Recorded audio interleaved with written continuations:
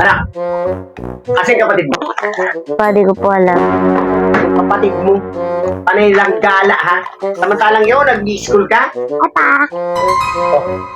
Papa ka dyan, saan ka galing? naglaro. Ikaw puro ka laro. Dayanin mo ate mo, oh. Puro sa school ang inaatupag. Puro kayo mo, ha? Laro lang ang alam mo. Pa, di ba? Sa isang linggo, may 7 araw. Oo. Oo naman kasi.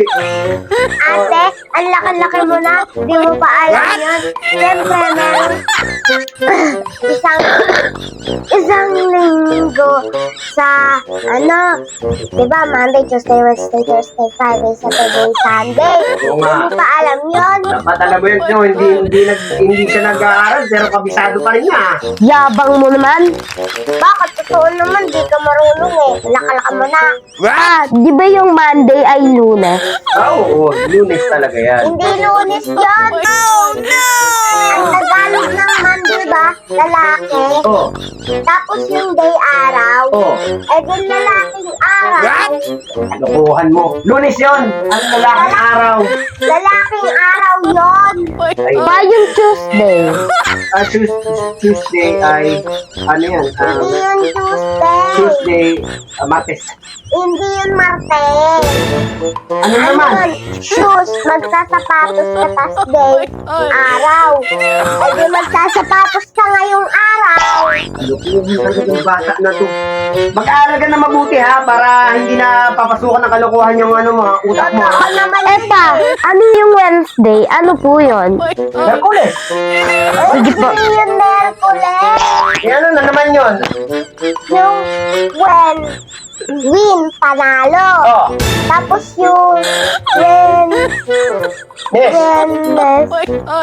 Pugad. Oh. Tapos yung day, araw. Oh. Ay, nanalo yung pugad ngayong araw. Kalokohan mo. Merkules yun. Hindi, nanalo yung pugad ngayong araw. Eh, pa yung Tuesday. Tuesday? Thursday pala, Thursday. Thursday. Ano yun? Webes. Webes. Eh, yung Friday pa. Friday ay Biyernes.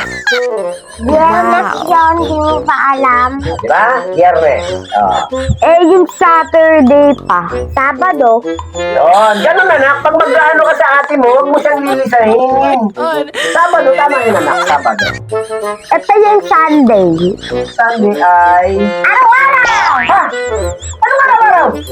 Bakit? Tama nung nakuha araw-araw. Anong araw-araw yung Sunday?